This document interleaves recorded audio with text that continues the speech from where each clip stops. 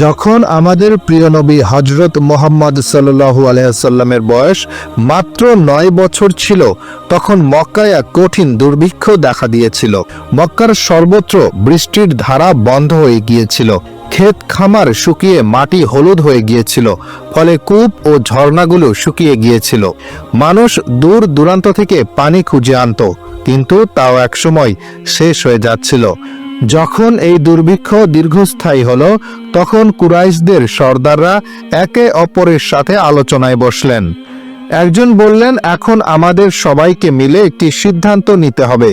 যদি কিছু না করি তাহলে আমাদের ঘরবাড়ি ধ্বংস হয়ে যাবে, আমাদের সন্তান ও পশু পাখি সব মারা যাবে। তার কথা শুনে সকলে পরামর্শ করলেন এবং পুরনো প্রথা অনুযায়ী পদক্ষেপ নেওয়ার সিদ্ধান্ত নিলেন। তখন আরেকজন বললেন, তাহলে একটি বড় পাত্র নিয়ে এসো এবং তাতে পশুর রক্ত রেখে হাত ডুবিয়ে শপথ করি, যাতে আমাদের সমস্যা দূর হয়। তারপর একটি বড় পাত্র আনা হলো এবং তাতে পশুর রক্ত ভরা হলো। তারপর একে একে কুরাইশদের বড় বড় সর্দাররা এগিয়ে এলেন। সবাই তাদের হাত রক্তে ডুবিয়ে বলতে লাগলেন, মক্কায় বৃষ্টি হচ্ছে না, আমাদের শিশুরা মারা যাচ্ছে, আমাদের পশু পাখি শেষ হয়ে যাচ্ছে। আজ আমরা শপথ করছি যে আজ রাতে আমরা সবাই কাবার কাছে যাব এবং কাবার দেওয়াল ধরে দাঁড়িয়ে দোয়া করব। আমরা ততক্ষণ দোয়া করব যতক্ষণ না বৃষ্টি আসে। যদি বৃষ্টি না আসে তবুও আমরা কাবার দেওয়াল ছাড়ব না। মাঝরাত ঘনিয়ে এলে সেই বড় বড় সর্দাররা যারা রক্তে হাত ডুবিয়ে শপথ করেছিলেন, তারা ধীরে ধীরে তাদের ঘর থেকে বেরিয়ে কাবা শরীফের দিকে রওনা দিলেন। তাদের মধ্যে আল্লাহর প্রিয় নবী হযরত মুহাম্মদ সাল্লাল্লাহু আলাইহি ওয়াসাল্লামের চাচা আবু তালেবও ছিলেন। আবু তালেব যখন ঘর থেকে বের হতে যাচ্ছিলেন, তখন শিশু মুহাম্মদ সাল্লাল্লাহু আলাইহি ওয়াসাল্লাম তাকে দেখে কাছে এলেন এবং নরম স্বরে জিজ্ঞাসা করলেন, চাচা, আপনি কোথায় যাচ্ছেন? আবু তালেব থামলেন, নিজের ভাইপোর দিকে তাকালেন এবং বললেন, হে আমার ভাইপো, তুমি কি জানো না আমাদের মক্কা শুকিয়ে গেছে, বৃষ্টি বন্ধ আছে এবং পানির অভাবে সবাই পেরেশান হয়ে পড়েছে। এই জন্য আমরা সবাই রক্তে হাত ডুবিয়ে শপথ করেছি যে যতক্ষণ বৃষ্টি না আসে ততক্ষণ আমরা কাবার দেওয়াল ধরে দাঁড়িয়ে থাকব। আজ আমরা সেই প্রতিশ্রুতি পূরণ করতে যাচ্ছি। এই কথা শুনে আল্লাহর প্রিয় নবী হযরত মুহাম্মদ সাল্লাল্লাহু আলাইহি ওয়াসাল্লাম চাচার দিকে তাকালেন এবং নরম স্বরে বললেন, চাচা, আমাকেও আপনার সাথে নিয়ে চলুন। আবু তালেব তৎক্ষণাৎ জবাব দিলেন, না বেটা, সেখানে মক্কার বড় বড় সর্দাররা জড়ো হবেন, এরা সবাই কুরাইশের নেতা। আমি যদি একটি শিশুকে সাথে নিয়ে যাই তাহলে লোকেরা আমাকে কি বলবে? কিন্তু শিশু মুহাম্মদ সাল্লাল্লাহু আলাইহি ওয়াসাল্লাম আবার জোর করলেন। আবু তালেব, যিনি নিজের ভাইপোকে অত্যন্ত ভালোবাসতেন, তার এই জেদ দেখে মন গলে গেল। অবশেষে তিনি বললেন, ঠিক আছে, চলো আমার সাথে। এভাবে আবু তালেব শিশু মুহাম্মদ সাল্লাল্লাহু আলাইহি ওয়াসাল্লামের হাত ধরে কাবার দিকে রওনা দিলেন। মক্কার বড় বড় সর্দাররা একে একে কাবার কাছে জড়ো হলেন। গণনা অনুযায়ী মোট 32 জন সর্দার সেখানে উপস্থিত ছিলেন। এরা সেই শপথকারী সর্দাররা যারা অঙ্গীকার করেছিলেন যে যতক্ষণ বৃষ্টি না আসে ততক্ষণ তারা কাবার দেওয়াল ধরে থাকবেন। মক্কার সাধারণ মানুষও খবর পেয়ে তাদের ঘর থেকে বেরিয়ে কাবার দিকে এগিয়ে এলো। পুরুষ, মহিলা, বৃদ্ধ এবং শিশুরা সবাই এই আশায় এলো যে হয়তো আজ বৃষ্টির জন্য কোনো পথ বেরিয়ে আসবে। ফলে কাবার চারপাশে মানুষের ভিড় বাড়তে লাগলো। মনে হচ্ছিল যেন পুরো মক্কা এক জায়গায় জড়ো হয়েছে। কিন্তু সেই 32 জন সর্দার যারা রক্তে হাত ডুবিয়ে শপথ করেছিলেন, তারা কাবার একেবারে কাছে দাঁড়িয়ে গেলেন। তাদের সাথে আবু তালেবও ছিলেন, যিনি শিশু মুহাম্মদ সাল্লাল্লাহু আলাইহি ওয়াসাল্লামকে নিয়ে এসেছিলেন। যখন সর্দারদের নজর একটি শিশুর উপর পড়ল, তখন তারা অবাক হয়ে গেলেন। তৎক্ষণাৎ একে অপরের দিকে তাকিয়ে আবু তালেবের দিকে দৃষ্টি নিবদ্ধ করলেন। কিছু লোক রাগের সাথে বলে উঠলেন, হে আবু তালেব, এটা কি করলে? এই বাচ্চাটাকে এখানে কেন নিয়ে এসেছো? আমরা সবাই মক্কার বড় বড় সর্দার, এই শিশুর এখানে কোনো কাজ নেই। আবু তালেব এই কথা শুনে নিজের ভাইপোর দিকে তাকালেন এবং নরম স্বরে বললেন, হে আমার ভাইপো, যাও পিছনে গিয়ে বসে পড়ো। আল্লাহর প্রিয় নবী হযরত মুহাম্মদ সাল্লাল্লাহু আলাইহি ওয়াসাল্লাম চুপচাপ পেছনে সরে গিয়ে মজলিসের পেছনে বসে পড়লেন। তারপর সেই ৩২ জন সর্দার এগিয়ে এলেন এবং কাবা ঘরের দেওয়াল শক্ত করে ধরলেন। তারপর একসাথে উচ্চস্বরে দোয়া করতে লাগলেন, হে কাবার স্রষ্টা আল্লাহ, আমাদের উপর পানি বর্ষণ করো, বৃষ্টি দান করো। সবাই কাঁদতে কাঁদতে দোয়া করতে লাগলেন, কিন্তু আকাশে কোনো মেঘ দেখা গেল না। এইভাবে পুরো রাত কেটে গেল, কিন্তু কোনো ফল হলো না। সকাল হলেও আকাশে বৃষ্টির কোনো চিহ্ন ছিল না। জমিন তেমনই শুকনো রইল, মেঘ এলো না, বৃষ্টি হলো না। সূর্য ধীরে ধীরে উপরে উঠে এলো এবং তার তাপ মক্কার প্রতিটি কোণকে ঝলসে দিচ্ছিল। যারা রাত ভর বৃষ্টির জন্য দোয়া করছিলেন, তারা দিনের বেলাতেও কাবার দেওয়াল ধরে দাঁড়িয়ে রইলেন এবং বারবার একই দোয়া করতে লাগলেন। কিন্তু আকাশ একদম পরিষ্কার, মেঘের একটি টুকরোও দেখা গেল না। তীব্র রোদে সেই ৩২ জন সর্দার ঘামে ভিজে গিয়েছিলেন। কারো কারো শরীর টলমল করতে লাগলো, কেউ কেউ মাথা ঘুরে মাটিতে পড়ে যাচ্ছিলেন। তবুও তারা নিজেদের জেদে অটল ছিলেন এবং বৃষ্টি প্রার্থনা করতে লাগলেন। এমন সময় হঠাৎ আবু তালেব অনুভব করলেন কেউ তার কাপড় পেছন থেকে টানছে।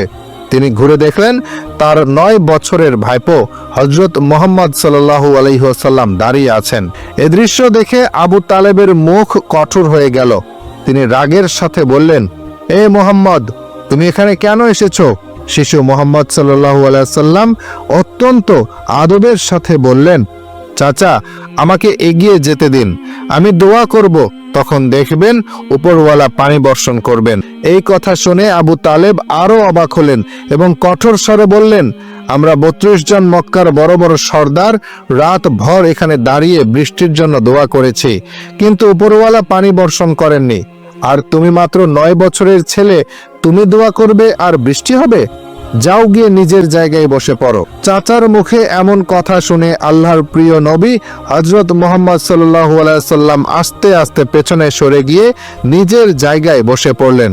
এরপর সেই ৩২ জন সর্দার আবার বৃষ্টির জন্য দোয়া করতে লাগলেন। সবাই একসাথে উচ্চস্বরে বলছিলেন, হে কাবার স্রষ্টা, আমাদের উপর পানি বর্ষণ করো। কিন্তু সময় গড়িয়ে যেতে লাগলো। ২ থেকে ৩ ঘন্টা কেটে গেল, কিন্তু আকাশ তেমনই পরিষ্কার রইল।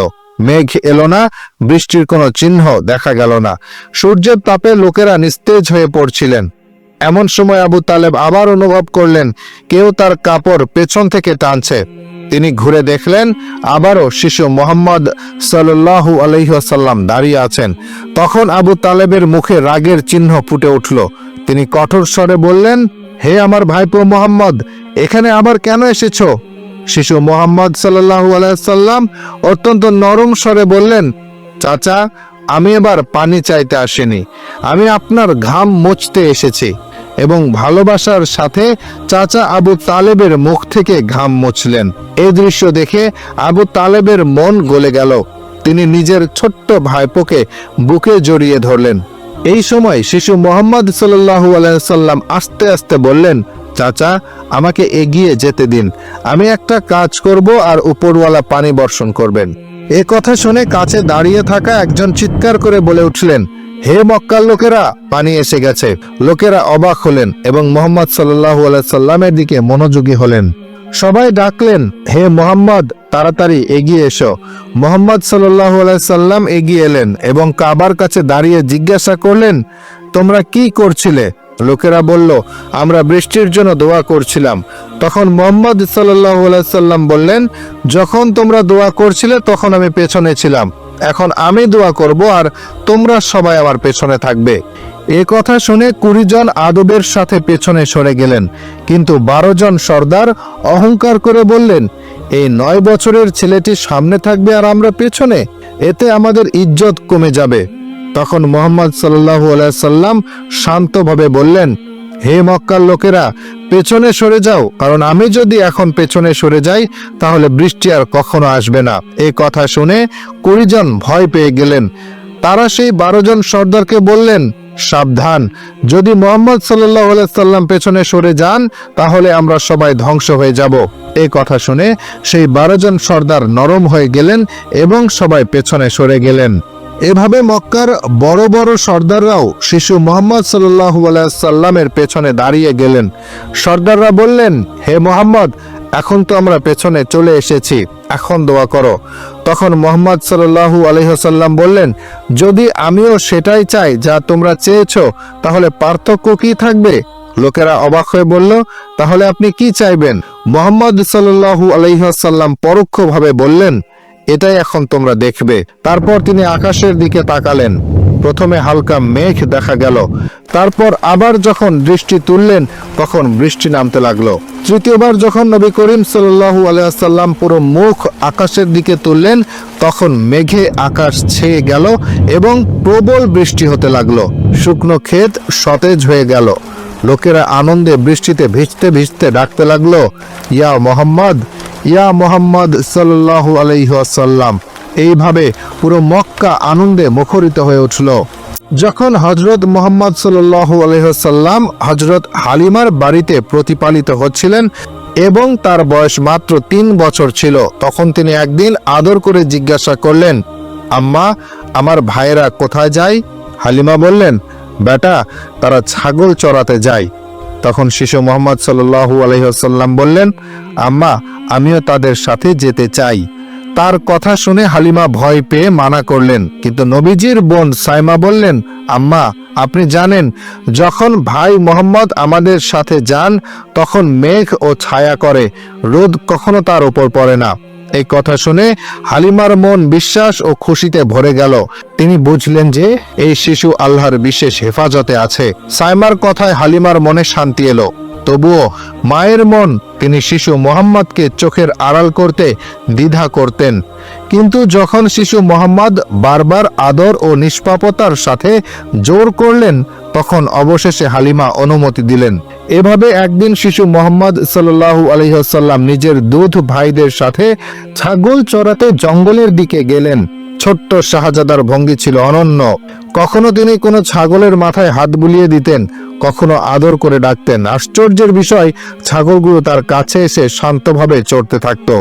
এ নিয়ম কয়েকদিন চলল। প্রায় ৪৫ দিন শিশু মুহাম্মদ সাল্লাল্লাহু আলাইহি সাল্লাম নিজের ভাইদের সাথে ছাগল চরাতে যেতেন। সবাই দেখত, যেখানে তিনি পা দিতেন সেখানে কাঁটা ফুটত না, ছাগলগুলো পথ হারাতো না, বরং সব দিকে শান্তি ও হেফাজতের ছায়া থাকত। কিন্তু একদিন হযরত হালিমা নিজের মনকে নিয়ন্ত্রণ করতে পারলেন না। তিনি আদর করে বললেন, বেটা মুহাম্মদ, আজ থেকে তুমি ছাগল চরাতে যাবে না, কারণ তুমি এখনো খুব ছোট। রোদ ও জঙ্গলের কঠোরতা তুমি সহ্য করতে পারবে না। আমি চাই না তোমার একটুও কষ্ট হোক। হালিমার কথা শুনে শিশু মুহাম্মদ চুপচাপ মেনে নিলেন। একদিন কাটলো, দ্বিতীয় দিনও কেটে গেল, কিন্তু তৃতীয় দিন হযরত হালিমার আপন ছেলে কান্না করতে করতে বাড়িতে ঢুকলো। তার মুখে ভয় আর চোখে পানি ছিল। হালিমা ঘাবড়ে গিয়ে বললেন, বেটা, কি হয়েছে? কেন কাঁদছো? শিশুটি কান্না করতে করতে বলল, আম্মা, আমাদের একটা ছাগলকে জঙ্গলের সিংহ নিয়ে গেছে। এই কথা শুনে হালিমার মনে আঘাত লাগলো। মমতা ভরা মন তার চিন্তায় পড়ে গেলেন যে যদি শিশু মুহাম্মদ সাথে থাকতেন তাহলে কি হতো। তার চোখ থেকে অশ্রু গড়িয়ে পড়ল। তিনি মনে মনে আল্লাহর শুকরিয়া আদায় করলেন যে তিনি শিশু মুহাম্মদকে জঙ্গলে যেতে বাধা দিয়েছিলেন। কিন্তু একই সাথে এই দুঃখও ছিল যে বাড়ির ছাগলের সংখ্যা কমে গেছে। হযরত হালিমার অশ্রু তখনও গালে গড়িয়ে পড়ছিল।